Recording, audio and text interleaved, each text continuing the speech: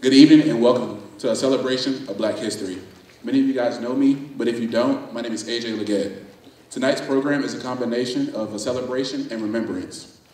It's no secret that African Americans haven't had it easy, and to echo the words of Langston Hughes, life ain't been no crystal stair for many of us. While African Americans continue to face racial, educational, and political disparities, we must remain encouraged. Before I turn over the program, I want to share a little history about Black History Month. National Black History Month has its origins in 1915 when historian and author Dr. Carter G. Woodson founded the Association for the Study of Negro Life and History. This organization is now known as the Association for the Study of African American Life and History. Through this organization, Dr. Woodson initiated the first Negro History Week in February 1926. Dr. Woodson selected this week in February that included the birthdays of Abraham Lincoln and Frederick Douglass, two key figures in the history of Black Americans. In 1975, President Ford issued a message on the observance of Black History Week, urging all Americans to recognize the important contribution made to our nation's life and culture by Black citizens in 1976. In 1976, the American Association of African, In 1926, he expanded his contribution of Black history in the United States from a week-long observance to the Black History Month, which also has been known as African American History Month.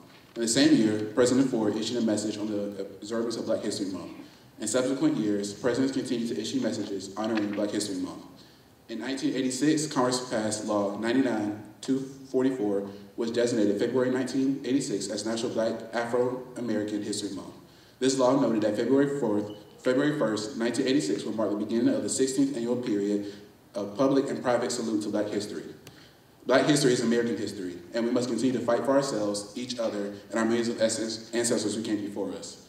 With our future ahead of us and our ancestors behind us, there's nothing we can do. Stay encouraged, stay steadfast, and achieve your dreams. Thank you.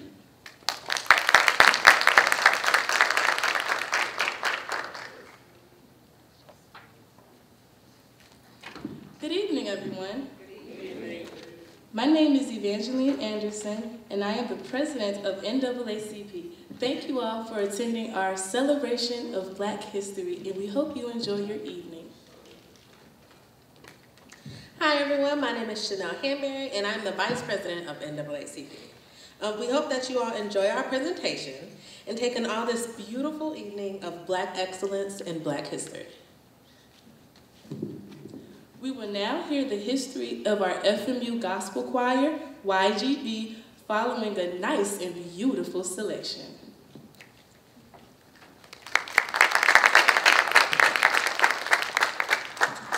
Good evening.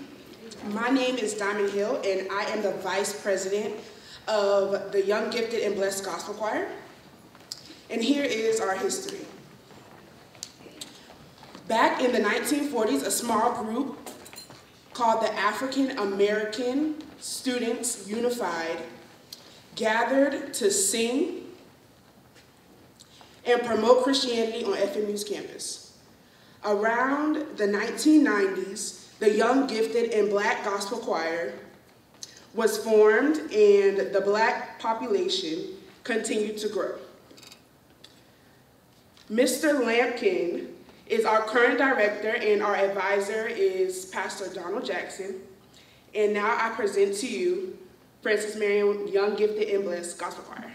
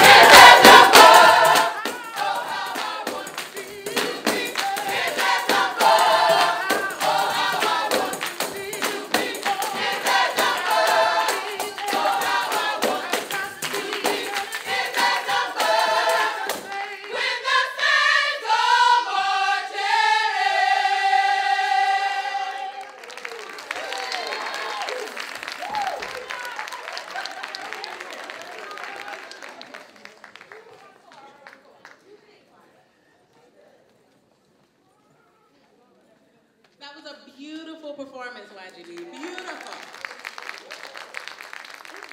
So coming up next, we have Dr. Shayna Ritten of African and African American Studies to speak on behalf of AAAS. So let's give up a round of applause for her.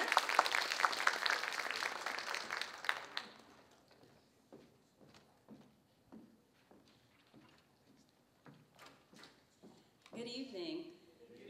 I am going to get Eva for making me follow that act right there. I will not sing for you all, but I do want to share just a little bit of information about the African and African American Studies program. The AAAS program is an interdisciplinary program. That means that we have courses from all around campus. We have an introductory course, AAAS 200, and all of our students within our program take that course. That course, however, can be taken by anybody on campus, and they can receive general education requirement credit for that course. And so even people who decide that they don't want to be a part of the program, which includes a minor or a collateral, we welcome you to please participate in courses that we have like AAAS 200, and not only learn a little bit more about either your history or someone else's history, but also receive credits that you will need during your time here at Francis Marion. As a part of the program, we also have events throughout the year. Those events are open to all students, all faculty, all staff across campus, and we make those events free. Please follow us on Instagram, follow us on Facebook, look for flyers, posters around campus so that you can know when these things are happening. Please also feel free at any time to reach out to myself or any other member on our committee. There are brochures on the table outside, so any student who is interested in learning more about our program, please pick one up, please reach out to me, let me know. Any student who has an event they would like to see happen on campus, again, so that we can all learn more about ourselves and about each other, please let me know that as well. And I welcome the community to participate in events that we have. You can do that by joining us in our events. You can also donate to AAAS. There's information on how to do that also outside on the table. And your donations will help support our students who are in the program, but also students who are not in the program, because your donations will help us to bring speakers to campus, help us to take trips, to give our students experiences. Once again, just so that we can all learn more about ourselves, our country, our history, as well as learn more about each other. So thank you so much for letting me speak for just a little bit of time. Again, if anyone has any questions, there are brochures outside on the table. Feel free to reach out to myself or any member of our committee. And I look forward to seeing all of you at our events. Our next event upcoming is February 23rd. We're going to have a Black Naturalist event. And so we're going to spend some time with some very well-known Black birders. So please keep your eyes open for information about that event. Thank you.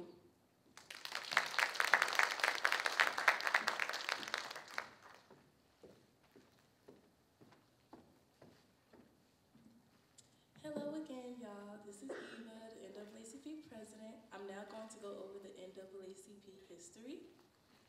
In 1908, a deadly race riot rocked the city of Springfield. Eruptions of anti-Black violence, particularly lynching, were horrifically commonplace, but the Springfield riot was the final tipping point that led to the creation of the NAACP, the National Association for the Advancement of Colored People.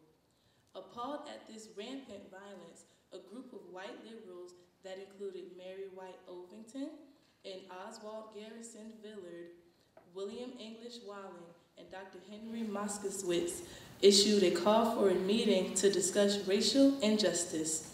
Some of 60 people, 7 of whom were African American, including W.E.B. Du Bois, Ida B. Wells Barnett, and Mary Church Terrell, signed the call, which was released on the centennial of Lincoln's birthday.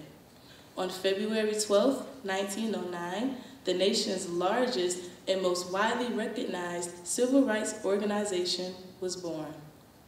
By the 1950s, the NAACP Legal Defense and Educational Fund, headed by Marshall, secured the last of these goals through Brown versus Board of Education, which happened in 1954, which outlawed segregation in public schools. NAACP's Washington, D.C. Bureau, led by lobbyist Clarence M. Mitchell, Jr., helped advance not only integration of the armed forces in 1948 Civil Rights Act of 1957, 1964, and 1968, and the Voting Rights Act of 1965. The civil rights movement of the 1950s and 1960s echoed the NAACP's goals, but leaders such as Martin Luther King Jr. of the Southern Christian Leadership Conference felt that direct action was needed to obtain them. Although NAACP was criticized for working too rigidly within the system, prioritizing legislative and judicial solutions, the association did provide legal representation and aid to the members of other protest groups over a sustained period of time. The NAACP even posted bail, for hundreds of freedom riders in the 1960s who had traveled to Mississippi to register black voters and challenge Jim Crow policies. Today, there are more than 2,200 units across the nation powered by well over 2 million activists. Here on Francis Marion University campus, we have over 80 active members of NAACP. We host events every semester. We have 3 general meetings a semester. We have national dues. We have chapter dues. We have community service. We have scholarship. So NAACP is still standing strong today. And that's my piece as president.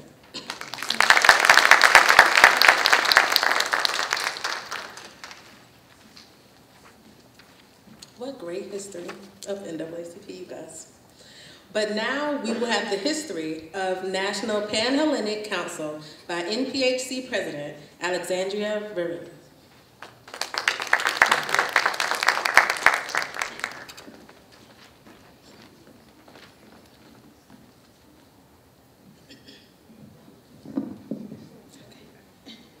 Okay, good evening, everyone. My name is Alexandria Vereen. I am the current president of NPHC, and I'm also a Spring 20 initiate of the Xi chapter of Sigma Gamma Rho Sorority Incorporated. I'm here today to give you all a little background on NPHC. The National Pan-Hellenic Council, also known as NPHC, represents historically black Greek letter organizations and is composed of the Divine Nine. NPHC was founded on May 10, 1930 at Howard University in Washington, D.C., with the purpose and mission of the organization being unanimity of thought and action as far as possible in the conduct of Greek letter organizations, fraternities, and sororities, and to consider problems of mutual interest to its affiliate organizations. The chartering organizations were Alpha Kappa Alpha Sorority Incorporated, Delta Sigma Theta Sorority Incorporated, Zeta Phi Beta Sorority Incorporated, Kappa Alpha Psi Fraternity Incorporated, Omega Psi Phi Fraternity Incorporated. In 1931, Alpha Phi Alpha Fraternity Incorporated and Phi Beta Sigma Fraternity Incorporated joined the council, followed by Sigma Gamma Rho Sorority Incorporated in 1937. Iota Phi Theta Fraternity Incorporated joined the NPHC as its 9th affiliate member in 1997, which completed what we call today as the Divine Nine. The purpose of the NPHC shall be to foster cooperative actions of its members in dealing with matters of mutual concern. To this end, the NPHC promotes the well-being of its affiliate fraternities and sororities, facilitates the establishment and development of local councils of the NPHC, and provides leadership training for its constituents. Each of the 9 NPHC organizations evolved during a period when African Americans were being denied essential rights and privileges that were afforded to others. Racial isolation on predominantly white campuses and social barriers of class on all campuses created a need for African Americans to align themselves with other individuals sharing common goals and ideals. With the realization of such a need, the African American Black Greek Letter Organization movement took on the persona of a haven and outlet, which could foster brotherhood and sisterhood in the pursuit to bring about social change through the development of social programs that would create positive change for blacks in the country. Today, the need remains the same. The primary purpose and focus of NPHC member organizations remains community awareness and action through educational, economic, and cultural service activities. These standards are upheld by each Black Greek letter organization that represents the NPHC. We stand on principles that promote scholarship, sisterhood, brotherhood, and the advancement of our communities. Thank you.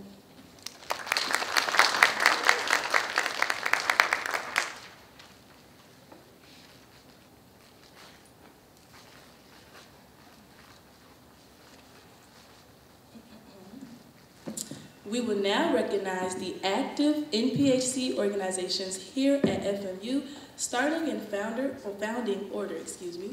From Alpha Phi Alpha Fraternity Incorporated, we have Mr. Tykril Simon.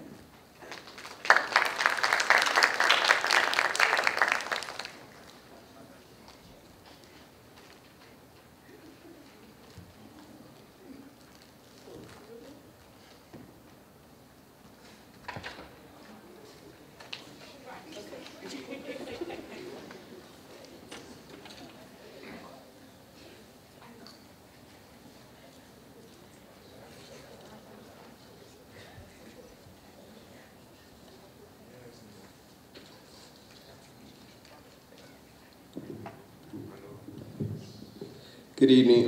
My name is Topro Simon. I am the Vice President of Kappa Chi Chapter of Alpha Alpha Fraternity Incorporated. Since 1906, Alpha Alpha has been committed and steadfast in many facets of African American life. Alpha Alpha has long stood at the forefront of the African American community, fight for civil rights and human dignity. For the fraternity's ranks have come outstanding civil rights leaders such as W.B. Du Bois, Adam Clayton Powell Jr., Edward Brooke, Martin Luther King Jr., Maynard Jackson, and many others. And most recently, Brother Wes Moore was elected as the first African-American governor of Maryland. The fraternity's leadership, development, and community service training for young men has made Alpha Alpha the most prestigious organization of its kind today. Today, Alpha Alpha continues its commitment to the African-American community through the fraternity's education and building foundations which provide scholarship to outstanding students and shelter to underprivileged families. The fraternity also has dedicated itself to training a new generation of leaders with national mentoring programs and partnerships designed to ensure the success of our children and youth. All chapters of Alpha Alpha Fraternity Incorporated live as our Jews did, holding the light high. Thank you.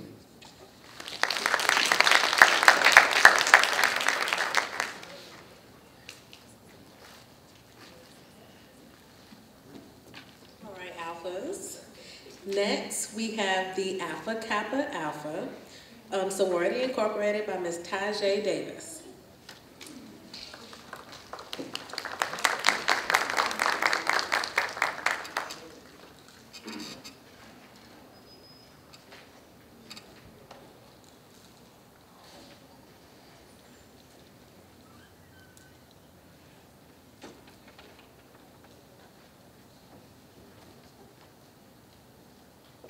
Hello everyone, my name is Tajay Davis. I am the current president of Iota Xi here at FMU of Alpha Kappa Alpha Sorority Incorporated. Alpha Kappa Alpha was founded on January 15, 1908 at Howard University's Minor Hall in Washington, D.C. by Ethel Hedgeman-Lau and 15 other collegiate women. By merit and by culture, embodies the ideals of Negro progress with the official colors of salmon pink and apple green. Nellie Mae Quander led the effort to incorporate Alpha Kappa Alpha alongside Norman E. Boyd and Minnie B. Smith on January 29, 1913. This incorporation gave AKA license to broaden its service concept and multiply its offering through subordinate chapters. By 1921, AKA had established the first 10 undergraduate chapters. In 1915, AKA held its first public political action conference with Illinois Congressman Martin B. Madden, a human rights activist, as the speaker. In 1934, the Mississippi Health Project was a Great Depression-era public health initiative sponsored by Alpha Kappa Alpha. This project aimed to provide proper health care to the African American community in the Mississippi Delta that often lacked access to proper health care. The Mississippi Health Project is called Alpha Kappa Alpha's most widely known expression of social responsibility, which immortalized AKA as a national organizational force. In 1939, Alpha Kappa Alpha became the first organization to take life membership and donate to the National Advancement for the Advancement of Colored People, earning another distinction as a trailblazer for AKA. This inspired other Greek organizations to join the NAACP in the fight for justice. During the 50th anniversary, Alpha Kappa Alpha took a giant step forward to a new era of service with the donation of $15,000 over time for research studies on sickle cell anemia. This project, titled The Effect of Sickle Cell Anemia Upon the Growth, Development, and Nutritional Status of Children, was conducted at Howard University College of Medicine and published as The Sickle Cell Story. A year later, Alpha Kappa Alpha entrusted the initial $38,000 investment from its program endowment fund to Special Marks Incorporated, the first and only Negro firm in the Wall Street area. This signaled AKA's continuing support for Black businesses. In the 1990s, the sorority focused on the Black family, partnering with the American Red Cross to attack AIDS in the African American community and launched a campaign to add minorities to the National Bone Marrow Registry. Alpha Kappa Alpha celebrated 100 years of sisterhood and service in Washington, D.C. during the 2008 Centennial Boule. This celebration was the first Black women's group to mark a centennial. Established by former international president and current Tennessee State University president, Dr. Glenda Glover, over $2.6 million was raised for HBCUs in one day with an AKA endowment fund at every HBCU in this country. Today, Alpha Kappa Alpha has more than 1,061 chapters and more than 355,000 initiated members. And we will continue to operate by our principles: sisterhood, scholarship, and service to all mankind.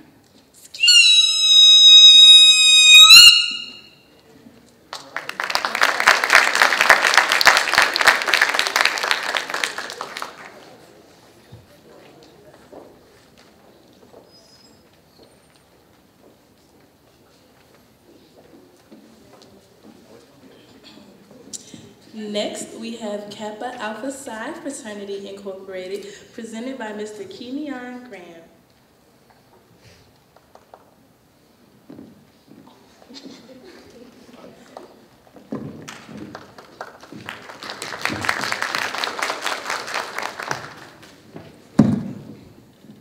Good evening. My name is Kenyon Graham, and I serve as president of Kappa Alpha Psi Fraternity Incorporated. Kappa Alpha Psi Fraternity Incorporated was founded January 5th, 1911, Indiana University in Bloomington, Indiana. This was the only one organization that was founded at a PWI. The fraternity originally was called Kappa Alpha Nu, and it was created by 10 Black men to create a strong bond of friendships amongst the African American students. This was because they was excluded from many of the organizations on campus. The fundamental purpose of Kappa Alpha Psi Incorporated is to achieve in every field of human endeavors. The objective we choose to go with is to unite college men of culture, patriotism, and honor of one fraternity, to encourage honorable achievement in every field of human endeavor, to promote the spiritual, social, intellectual welfare of its members, to inspire the aims and purposes of colleges and universities, to inspire service and the public interest. Today, the fraternity has over 700 undergrad chapters and alumni. Every state in the United States, as well as chapters in the United Kingdom, Germany, South Korea, Japan, and South Africa. The total members of the fraternity exceeds over 150,000. Kappa Alpha Psi fraternity sponsors various service programs, including Humane Society, St. Jude's Research Hospital, and St. Jude's Research Hospital. With every new member that comes in, we offer scholarship and skills of leadership. From high school to undergrad, you will learn how to be a man of Black excellence,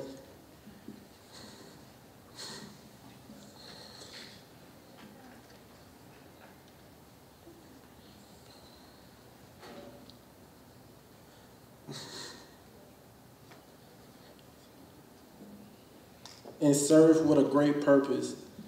Yo, baby, yo, baby, yo.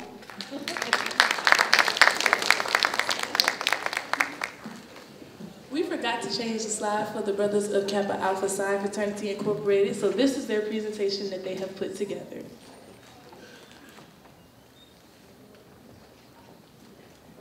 Up next, we have the Omega Psi Phi with Mr. J. Miller.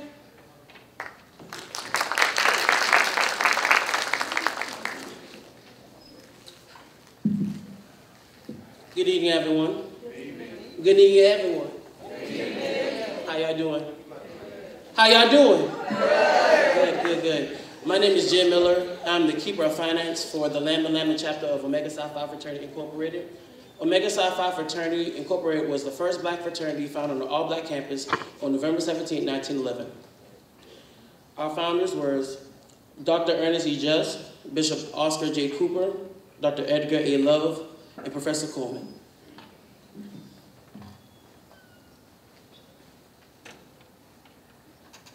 Some notable members include Steve Harvey, Shaquille O'Neal, Ricky Smiley, Jesse Jackson, Michael Jordan, Brigadier General Charles Young, and Carter G. Wilson.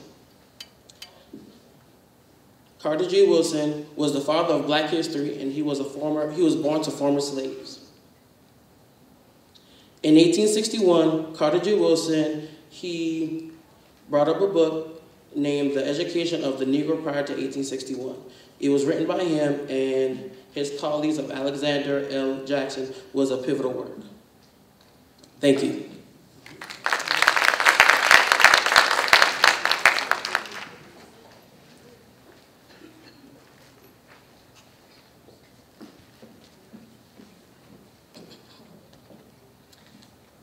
Next, we have Zeta Phi Beta Sorority Incorporated, presented by my finest sister, Naya P.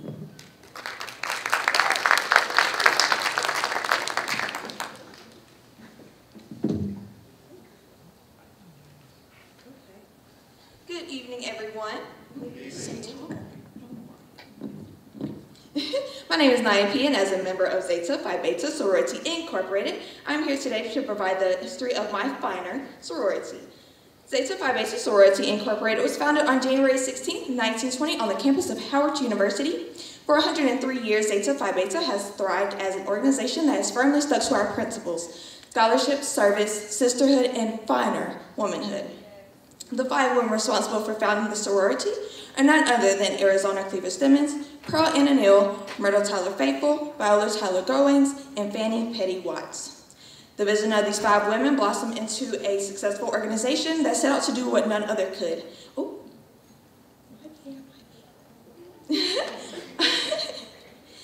Oh. Okay, the vision of these 5 women blossomed into a successful organization that set out to do what none other could. As trailblazers, Zeta Phi Beta sororities set themselves apart by being the first intercollegiate black Greek sororities to establish a national headquarters, the first to charter a chapter in the continent of Africa, the first to form an auxiliary group, and the first and only to be constitutionally bound to a fraternity, Phi Beta Sigma. As a service organization, Zeta Phi Beta sorority prides itself in serving not only the community, but the nation as a whole. To accomplish this goal, the organization has established a number of national programs. Some of our national programs include Stork's Nest, in which we donate necessities to women who are expecting mothers and offer opportunities for further success. See Hope, which stands for Zetas Helping Other People Excel by donating our time, resources, volunteering, and more as well with March of Dimes, where we fight for the health of moms and babies. Some notable members of Zeta Phi Beta sorority include, but are not limited to, Vivica A. Fox, Zora Neale Hurston, Selena Johnson, Shaka Khan, and Cheryl Underwood, who was also our 23rd National International President, serving from the year 2008 to 2012. As a proud member of Zeta Phi Beta sorority, I would like to end off by having me and my sisters do our call.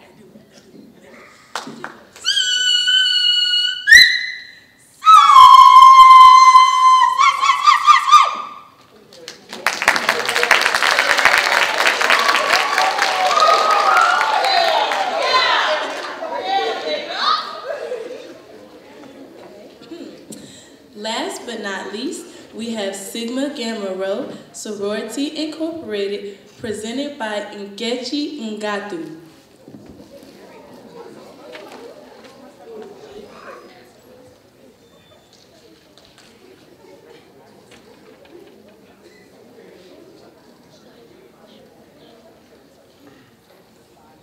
Good evening, everyone. My name is Nkechi Ntagu, and I'm the Vice President for the Xi chapter of Sigma Gamma Rho Sorority Incorporated.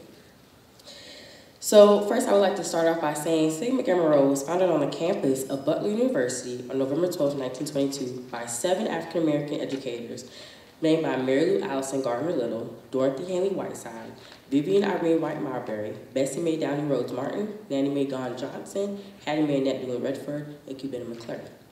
They were chartered on the Alpha Charter on December 30th, 1929, and they were the only sorority organization to be founded on a predominantly white institution where their house was right next to the KKK's house where they held meetings. Our slogan is greater service, greater progress, which is where we continue to have that initiative. And we always have scholarship, sisterhood, and service as our thing that we go by. Excuse me, I'm sorry, getting over a little cold. We have over 100,000 members who continue to contribute to many community services and have been active with NAACP, National Urban League, and National Council for Colored Women. Within history, several sorors have paved the way to continue the legacy that our founders have began. And I'm going to read those off. Starting with soror Martha Reeves. She's a former politician and American lead singer of the Motown girl group Martha Reeves and the Vandellas. Their song Dancing in the Street is often described as a political statement, a sign of America's mid-60s uprising that was driven by inequality and the fight for civil rights. Reeves also served as an elected councilwoman for the city of Detroit. Soror Deshauna Barber. Deshauna Barber was a United States Army Reserve captain and former Miss USA and motivational speaker. Soror Deshauna Barber is a United States Army Reserve captain, former Miss USA, and a motivational speaker. In 2016, Soror Barber was the first soldier to win the prestigious title of Miss USA. She also represented the USA at Miss Universe 2016 in Manila, where she was among the top 9 finalists. Soror Hadiya Broadbent had dedicated her life speaking out about HIV and AIDS as its prevention. As a child, she appeared on the Oprah Winfrey Show to share her story as one of the first generation of child born HIV positive. Since then, she has become one of the most prominent HIV/AIDS activists and motivational speakers who has received many awards and accolades for her efforts, including the Community Activist Award, which she received from the Bounce Television Network in 2019. Lastly, Soror Robin Kelly, U.S. Congresswoman, is a United States U.S. Congresswoman and politician from the state of Illinois. She is a PhD graduate in political science from Northern Illinois University and has served as the U.S. representative from Illinois' 2nd Congressional District since 2013. She served in Illinois' House of Representatives from 2003 to 2007 and Chief of Staff for Illinois State Treasurer from 2007 to 2010. Among those ladies and many others, we have been able to continue to strive on all of our efforts with greater service, greater progress. We have also been able to go through our missions through Project Reassurance, U.S. Swimming Team, March of Dimes, Project Cradle Care, Operation Big Book Bag, and some of those other organizations that we have been able to affiliate with. And now, my sister and I would like to do our formal call.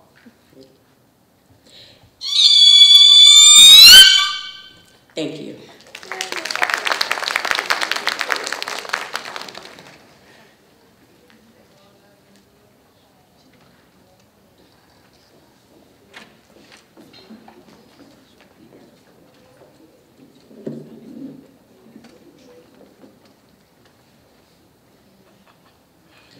Okay, so up next, we will now have the NAACP Secretary, Mr. Kevon Fuller, introduce our keynote speaker of the evening. We're having some technical difficulties at the moment, so it's not going to be any more visuals, so just bear with us, y'all. Sorry about that.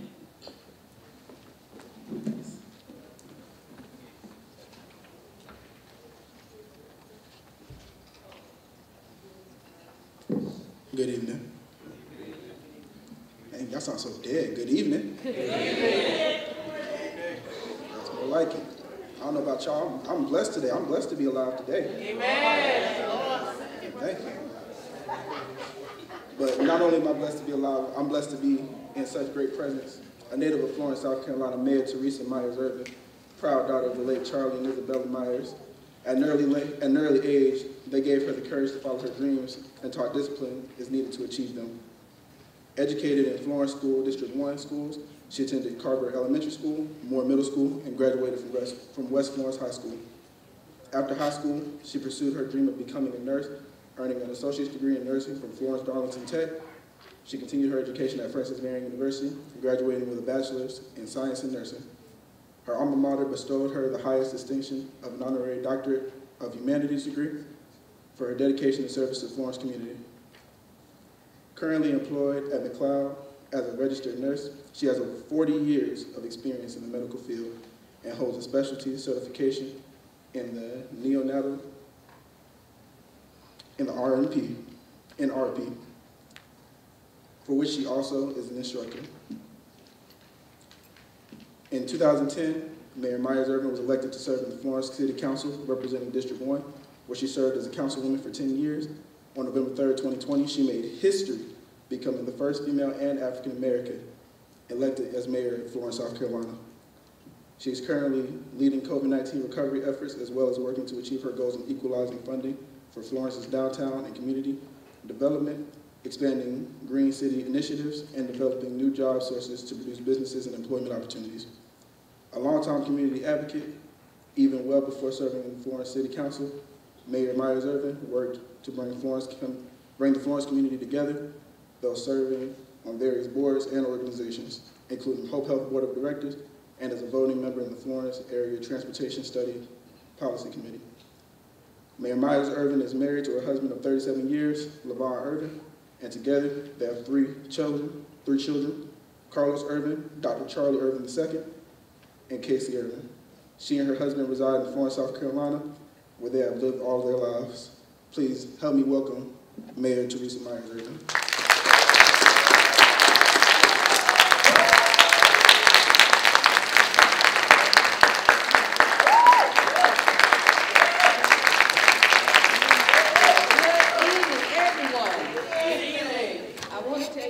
Everything has been so lovely, and upon receiving the invitation, there was not a second thought. I had to be here.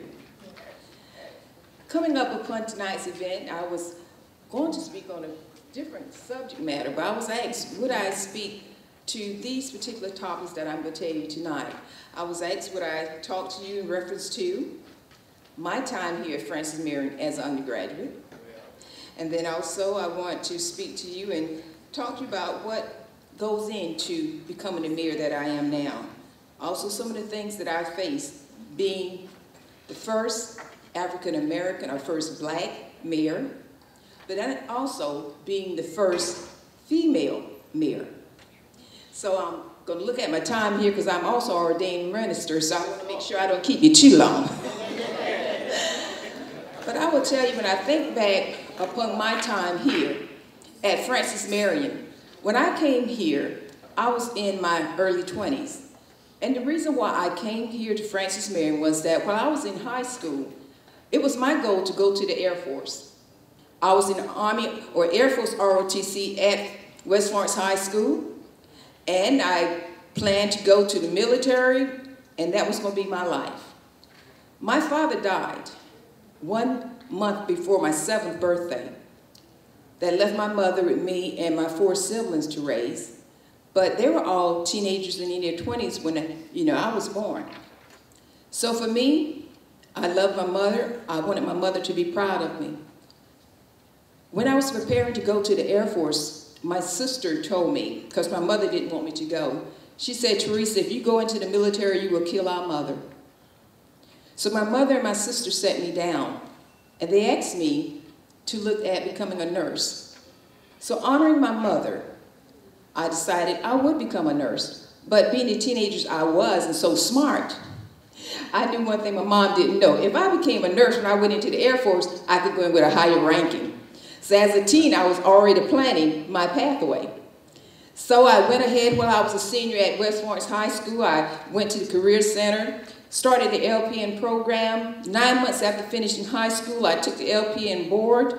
And from that, if I went on to become an RN, then I could go in with a higher ranking. So, well, I said, well, I'll go to Florence Darlington Technical College, get this 2-year degree, and I'll be an RN. I started at Florence Darlington Tech, working hard, and got ready, preparing, still thinking I could change my mother's mind. But guess what? I fell in love. And love changes your life. He wanted to go to the Army, and I wanted to go to the Air Force. But needless to say, I continued my career, got my ADN degree, and then I decided on that pathway that I needed to go ahead and get another degree. Because when you looked at nursing, to be a professional, you needed at least your baccalaureate degree. So at that time, I knew Francis Marion had a program, so I entered here at Francis Marion to get my BSN degree. But it's on that pathway here that I got more involved with my community. I was already the youngest member of my community association, and I served as the secretary there. So being here at Francis Marion, I got involved in nursing and community nursing. But during this process, I'll never forget one of the instructors told me, she said, Teresa, when I was getting ready to graduate, I will always remember you. And I was wondering, why? You see, I just got married before I came here, good, and wanted to start a family. She said, you are the only one who I know who came to college and was pregnant, and you're leaving college and you're pregnant. And when you hear about my 2 young adults, the oldest one, Carlos, he's an engineer. I was pregnant with him when I came to Francis Marion. That was our first baby, and we were so excited. Then when I got ready to graduate in December of 1990, I was pregnant with my second son, who's Dr. Irving, who's also a graduate from Francis Marion University. And I told them, I said, look, both of you, you've already been to college. I carried you while I was at Francis Marion. And guess what? They are graduate of Francis Marion. And my youngest one, she's my daughter, she's also a graduate of Francis Marion. And she holds 2 degrees from here. She has one in political science with a minor in liberal arts, but also she has her baccalaureate degree in nursing. So, yes, another nurse. So needless to say, my time here at Francis Marion, when I came with a purpose. I mean, I knew what I wanted to do, I knew what I needed to do. And one of the things that my motto, what I told my children was that when I was in college, and I was an honor graduate from West Florence High School, being black, being in a minority at West Florence, I wasn't informed of all the financial availabilities that was available to me. But also, I found that being an honor student, believe it or not, no one spoke to me about going on to 4-year colleges and things like this. So that was one of the disadvantages I was faced with, even at an early age, being an honor student. But like I said, I didn't let it deter me because I've always lived my life with a purpose. So when I came here at Francis Marion, I knew what I needed to do. And I told my young adults, and I tell them now, when you're in college, you are paying for your education. Whether you get it or not, it's up to you. The professors are still going to get paid, whether you pass or you fail. And what I was raised in life to do was that you never pay for anything twice if you don't have to. So that means when you came to college, you came to study and you came to pass the first time around. If you're going to party, party, but make your grades. So that was my time here at Francis Marion. I literally was already a registered nurse, so when I came here, I was already working. So I was actually a wife, carrying a child, and a nurse, and a community servant. So I didn't get to go into any of the sororities because my life was already so full outside. So for me, but Francis Marion, it helped me to be more disciplined because I had to be disciplined to do the things that I needed to do to be successful in life. So my time here, I hope that with you, learn the people you're with, learn from them so that you can be better. Because time is going to pass and it's going to pass quickly. When I look at you now, I think about those days when I was here. I can't believe so much time has passed. So while you're here, I challenge you to do like I did. Know your purpose. And when you have your purpose, have a plan. Because whether you have one or not, tomorrow is going to come. And you can choose to be the same tomorrow as today, or better tomorrow and closer to your pathway. Amen. And that is what I did in college. I was always purpose-driven. And you would say, what? When my father died, I will never forget that morning. And when he left out, think about this, a 6-year-old child being told later that your father was not coming back home. So I learned at an early age that you only have today. And you're not in charge of what happened during those days, but you are in charge of how you react to your day, how you utilize your day, because if you don't plan your day, someone else will. But your future is your future. So what are you going to do while you're here? Because most of the people you're with here right now, several years down the line, you won't even be in contact. Use your time wisely while you're here. Then I was asked also just to speak to you a little bit about what goes into becoming the mayor who I am today. Some of what I just told you, that foundation of family.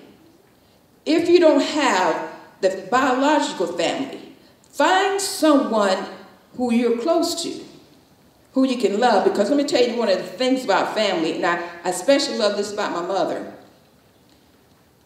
My mother could speak to you. She would critique you, discipline you, and elevate you all at the same time. And she does it in such a way that she lets you know that you're not quite doing things wrong, but I still love you. You can do it better. So in life, have someone who can always speak the truth to you, who's not going to benefit from speaking the truth to you. Because that's when you get that honest critique. So when it came to me and where I'm at today as your mayor, I was one, I told you, I was that young person as a young child who went to the Vacation Bible School. I was a Girl Scout. But I also was what they call a YWA, which is a Young Woman's Auxiliary Member, which is kind of like a missionary. So I was always serving people, helping people. So for me, I always had to learn, what can I do? How much more can I learn to help someone else? When you listen to that bio, there's a lot of other things that could have went in there. But for me, I learned that honoring your elders, and that is one of the cornerstones of Black history. Honor your elders. They have wisdom and knowledge. They've been the pathway that we are still yet to travel, because I have elders who are older than I am. So becoming your mayor required for me to learn how to be a listener. I learned that I want to learn from others so I won't have to repeat the same cycle or mistakes. I became mayor because I served, and I served community and people and trusted the leadership of the city to me. When you think about the fact that when I was out there running, one of the thoughts that went through my mind was, I am someone this city's never had before. If you think about it, I saw two things that people always saw when I walk in a room. And I don't know if you noticed it or not, but when I walk into a room, people usually notice that I'm Black. And they usually notice that I'm a woman. I can't hide those factors, and neither do I ever want to. And I don't want to, because when you look at me and you see this natural braided hair, as a young woman, one of the things I did, I love my natural hair. When I came up, first it was that hot press, and it was also sometimes the chemicals. It looked good, but I was an athlete, so I would sweat it out quick. It was just a waste of my time. So I learned at an early age, I love my hair. I might have it loose with my afro puff or my afro, or either I do my braids. But that's all a part of me. When I was on the campaign trail and I had my hair loose and it was up, I'm going to tell you the things what people notice. I had one person say, well, make sure your fingernails are always even. Okay, I'm an educated leading woman, but let me make sure my nails look good. Someone's saying, well, make sure she fix her hair when she's out there. Fix my hair, this is my natural hair. This is my afro puff. This is fixed. But what they meant about that was, press your hair out, have it straight. No. And let me tell you why I say that. When you're doing anything, be committed to who you are. Know what you're doing, which is your purpose. Because people will try to change you to fit the mold that they believe should be the purpose of success for the process. So becoming your mayor meant that I had to know who I was. I had to have faith, because I am a woman of faith, because I was different from anything that the city of Florence had in over 100 years since its inception. Florence has never had anyone who looked like me leading this city. So you know, when I was out there, I dealt with a lot of things and a lot of comments. And sometimes, believe it or not, when I look at our gentlemen, you know, there are things in our history that you as males and African-American males got before we would have as women, okay? So I love my men because I have a beautiful husband and I love and wonderful sons. But when it comes to me being that female in leadership, regardless to what I do, I have to be strong and I have to know who I am. I have to be flexible, because there will be situations that you're going to run into, or at least I have, that if you didn't know who you were or who I was, I could have easily lost who Teresa was to address the person where they was at. So as your mayor, being that faithful community servant, being a part of a loving family, being an educated woman, and that's important because I am a part of something, especially females are getting ready to be a part of. The most educated group of people in the United States is the African-American female. But in our government, the least representative is the African-American female. So I want to encourage all my females, don't be discouraged. If you want to go into leadership, I'm gladly here to help you and mentor you. There are programs called She Runs to elevate and support females who want to run for office. And gentlemen, I would encourage you to support a woman, because you remember your mother is a female too. I want to say that again, your mother is a female too. The mother of this country, when you think about the African-American female, we have supported everyone, we've loved everyone, we've pushed everyone, we've stood behind others, we've let them run with our ideals. But I say unto our ladies, it's time for you to step up and step forward. You have got to do that. And the only person who can do that is you. We find that a lot of women don't run for office because they're not asked. So I'm asking you tonight, as you're preparing your career, look and see how you can serve your country by being a political leader, being that servant leader. And I'm going to get ready to bring us to a close there, because I want to get a little bit in there. But I want you to see, I am that young woman who was born to a two-parent household whose father died at an early age. For me, by statistics said I should be a single female mother by the time I was in my teens. But for me, being the woman I am even then, I said, that's a lie. I won't let statistics tell me who I can be and who I can't be. Decide who you want to be. Once you get focused, find out what it takes to do it. You stay the course, because on this course, there will be things that's going to try to derail you. But only you can lose your focus. Keep your focus, stay successful, and I'm looking forward to each and every one of you when you leave here to blaze a path that you will create history.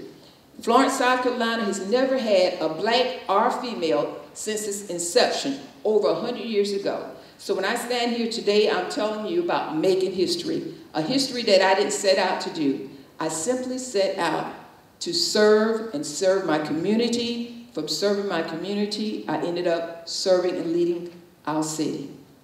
So that was a brief synopsis of where I am and why I got here. And I say unto you, with commitment, with faith, and with dedication and consistency, I believe you can reach any destination you set out to meet, but it's up to you. So you must choose today how you're going to get there. Just don't give up. If they knock you down, get up, go again. I tell my young people, you never know, never say you can't do something until you try. Because if you don't try, you can't do it. But if you give it a try, maybe you'll make it. But if you don't, at least you can learn why you did not, what do you need to modify, or do I need to change my path? But your future is in your hands. It's not in your best friend's hands. It's not in mama or daddy's hands. It's yours. What will be your choice today? Life is coming at you, and it's going to come fast. Because I can't believe right now that I'm over 50 years old. Well, thank you. Thank you. I just find it hard to believe. But I'm thankful for the opportunity because there's so much more I want to do, because I'm here doing what I do because I love people. I love people. I'm a nurse because I believe in helping people. And I'm going to close with this statement. When I look at the city of Florence, I saw the biggest patient or client I've ever seen in my life.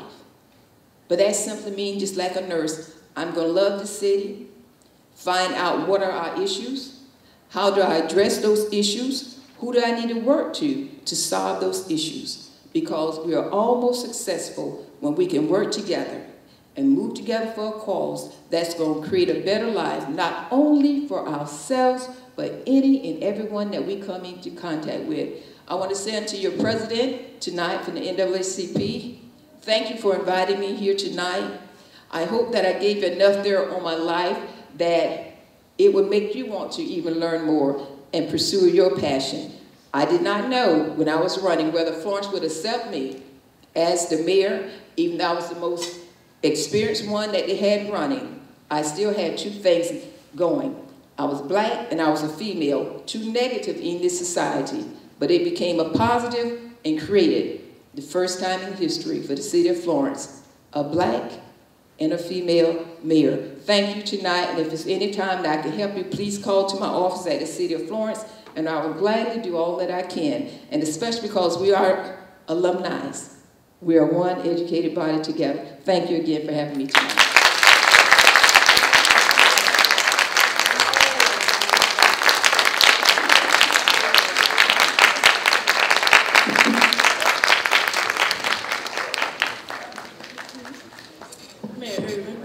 Just say thank you so much for gracing us with your lovely presence and dropping some knowledge on us as young folk, because you know we need it.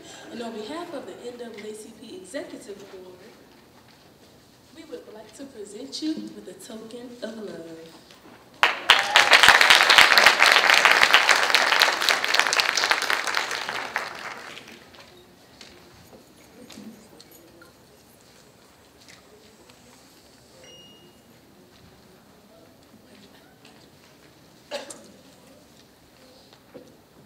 Hello everyone, good evening. Now I would like to invite the young, gifted, and blessed choir up to sing our last selection of the night.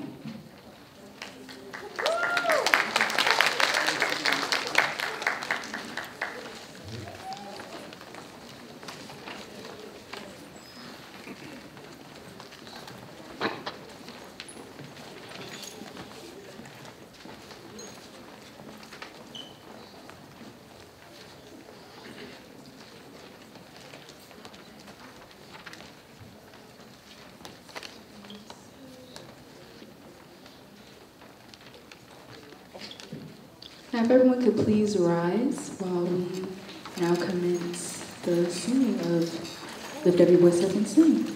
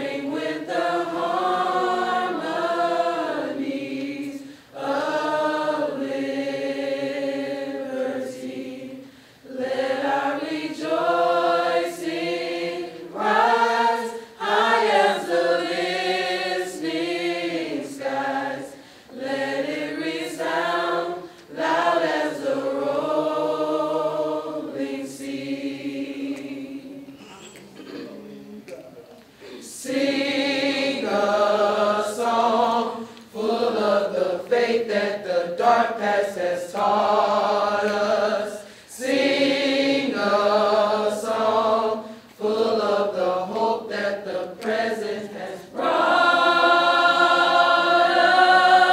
us. Facing the rising sun of a new day begun. Let us march on till victory is won. Stony the road we trod, bitter the chastening ride, felt in the days when hope unborn had died, yet with the steady beat have not our weary feet come to the place for which our Father sighed. We have come over a way that with tears have been watered. We have come treading our path through the blood of the slaughter.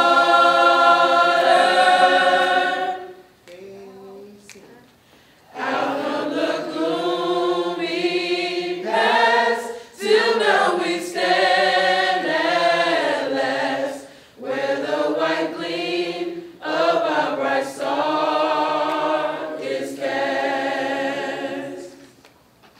God of our weary years, God of our silent tears, thou who has brought us thus far on the way, thou who has by thy might led us into the light.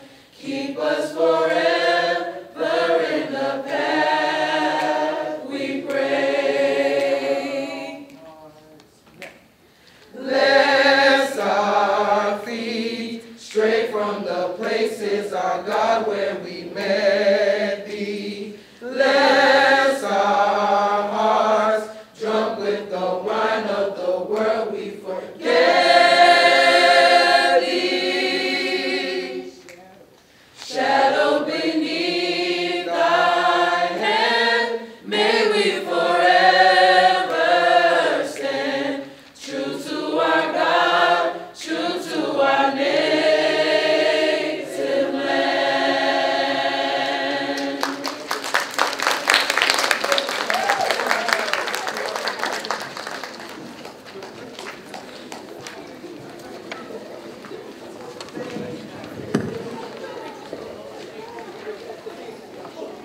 Thank you, YGB, for that selection. Before we close out, we would like to have a moment of silence for all the lives lost last year and years before.